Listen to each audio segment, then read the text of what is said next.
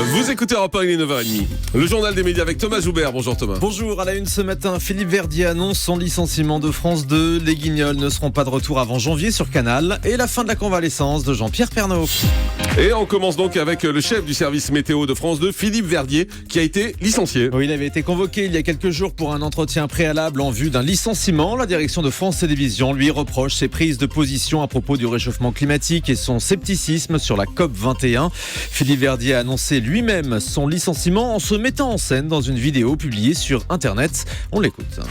Je m'appelle Philippe Verdier, je suis journaliste, présentateur météo à la télévision. Mon livre Climat Investigation est sorti il y a 1 mois.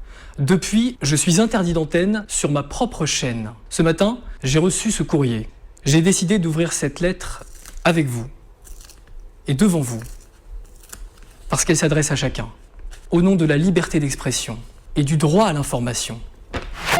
Voilà, une lettre de licenciement dont il ne relève pas le contenu, mais la présidente de France Télévisions avait déjà invoqué le droit de réserve. Ce licenciement a été dénoncé ce week-end par Gilbert Collard, député du Rassemblement Bleu Marine Front National. C'était sur Sud Radio, écoutez.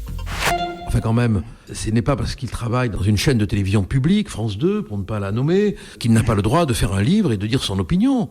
Ça me paraît absolument pas contractuel en plus. Un journaliste, c'est pas un citoyen. Non mais je veux dire qu'un journaliste a une obligation de réserve. Non mais vous vous rendez compte ce qu'on est en train de créer dans ce pays? L'obligation de réserve pour les journalistes. Et où est passé Charlie?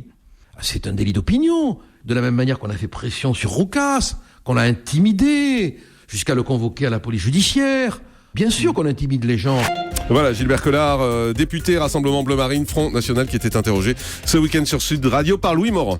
Information exclusive, le retour des Guignols de l'info encore retardé. Le retour des marionnettes ne figure toujours pas dans les grilles de programme de Canal+ pour le mois de novembre. Ensuite, le mois de décembre sera coupé par les vacances de Noël. Selon nos informations, les Guignols ne feront donc pas leur retour avant le mois de janvier. Sans doute le lundi 11 janvier. Cette nouvelle formule avec de nouveaux auteurs sera programmée désormais en crypté à 20h50. Lui, il revient sans codage. Jean-Pierre Pernaut de retour aux 13h aujourd'hui. Le présentateur aura été absent 1 mois après une blessure au genou le 2 octobre dernier. Il a dû subir une opération. Jean-Pierre Pernaut avait été contraint de prolonger sa convalescence en raison de complications avant d'enchaîner sur quelques jours de vacances. Mais il sera donc de retour ce midi. Pendant cette absence, il a été remplacé par son joker officiel, Jacques Legros.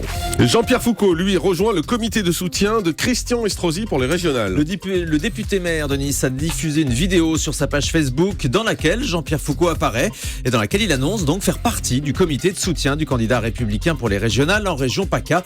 L'animateur de TF1 explique qu'il connaît et apprécie Christian Estrosi depuis de longues années et qu'il n'a pas très envie de donner les clés de sa région à n'importe qui. On peut imaginer que le n'importe qui vise Marion Maréchal Le Pen, également candidate. Jean-Pierre Foucault figure dans ce comité de soutien aux côtés de Bernadette Chirac ou de Jean-Claude Gaudin. Christophe de Chavannes tourne de nouveaux numéros du jeu Wishlist pour TF1. La chaîne a déjà annoncé le retour du jeu qui avait été testé cet été en access à 19h. Une nouvelle session de tournage est annoncée pour la fin du mois de novembre. Selon le blog TV News, Wishlist, la liste de vos envies, devrait donc faire son retour dans les prochaines semaines, d'ici fin décembre ou début janvier. L'émission qui sera le prochain grand pâtissier sur France 2 n'est pas sûr de revenir. Le pâtissier Christophe Michalak annonce à TV Magazine qu'une nouvelle saison n'est pas encore dans les tuyaux. À titre personnel, le chef explique qu'il ne sait pas si lui participera à cette éventuelle 4e saison en raison d'un emploi du temps très chargé. Les audiences de la dernière saison du concours de pâtisserie réservé aux professionnels n'avaient pas été au rendez-vous. Et puis Cyril Hanouna proposera demain une spéciale Touche pas à mon poste avec l'humoriste Jeff Panaclock. Touche pas à mon Jean-Marc. Mais je crois que c'était pour moi d'abord. Je me suis dit, c'est une émission hommage. Carrément, mais vous êtes complètement Touche pas à mon Jean-Marc. Bah oui, mais enfin bon. Jean-Marc. Vous connaissez qui est Jean-Marc? Non. Jean-Marc, voilà, voilà, c'est la marionnette de Jeff Panaclock. Il se bat toujours avec lui. Jeff qui? Panaclock. Mais oui, il est venu ici, Julie, avec sa marionnette. Pendant mes vacances. Mais non. Ah bon, zut alors. Avec Tom Villa. Oh mon Dieu. Vous vous souvenez pas, il est venu avec sa marionnette? C'est un numéro qui cartonne en ce moment. Ah d'accord. Sa marionnette, elle dit les pires horreurs à la place de lui. Il sera donc demain Quand ça imprime pas, ça imprime pas. Pas du tout alors là. Ce sera donc demain à l'occasion de la sortie du dernier spectacle de Jeff Panaclock en DVD, un spécial Touche pas à mon poste donc. Et puis Énergie Oui, 12. je m'en souviens. Ah oui, c'est le temps que ça monte au cerveau, c'est bien C'est ça. il y a un décalage horaire en fait entre l'oreille et le cerveau. C'est lui, Julie, regardez, je vous montre la photo. Voilà. Ouais, d'accord. Vous voyez ? Ouais, je vois très bien. Voilà. Énergie 12 avance un peu l'horaire de Face à France demain soir. La chaîne a décidé d'avancer votre émission, Jean-Marc. C'est vrai que vous commencerez demain à 22h50 au C'est lieu de tard. 23h05. Bon, c'est déjà ça de prix, mais Ouais. ça permettra à l'émission de ne pas finir trop tard, C'est ça. parce que c'est le grand combat en ce moment. Face à France propose chaque semaine un panel de 10 Français d'interroger les personnalités qui font l'actualité. Voilà, 22h50 demain soir, donc c'est un quart d'heure plus tôt que prévu, c'est déjà ça. On va essayer de gagner du temps petit à petit. C'est avec qui ? Ben ça, Les invités. On le dira demain parce qu'à chaque fois c'est un peu compliqué autrement. Ah Donc bon. on le dit demain pour pas Vous se les voulez faire pas le piquer. dire. Mais non, mais Ah, c'est à vous, d'accord. nous les prend à chaque fois. alors. Le rachat du Parisien C'est aujourd'hui. vrai. Oh bah zut. Écoutez, Mais le dites pas. La première semaine, on a eu Brigitte Bardot, comme par hasard, elle était. Brigitte Barjot. Oui, Ouais. elle s'est retrouvée dans C'est à vous, donc on dit plus rien. Ah bon, d'accord. Le rachat du Parisien aujourd'hui officialisé par le groupe LVMH. Le groupe Amaury a annoncé effectivement avoir finalisé la session du Parisien aujourd'hui en France au groupe de luxe LVMH dirigé par Bernard Arnault, déjà propriétaire du journal Les Échos.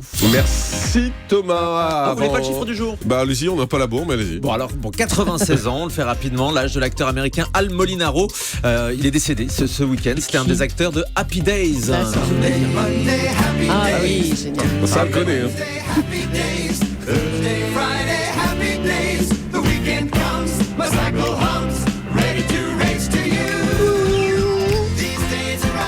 C'est bien, on est à la bombe, on prend le temps de passer la musique. C'est ça. Je crois qu'on n'est pas normaux dans cette émission. Merci Thomas Joubert.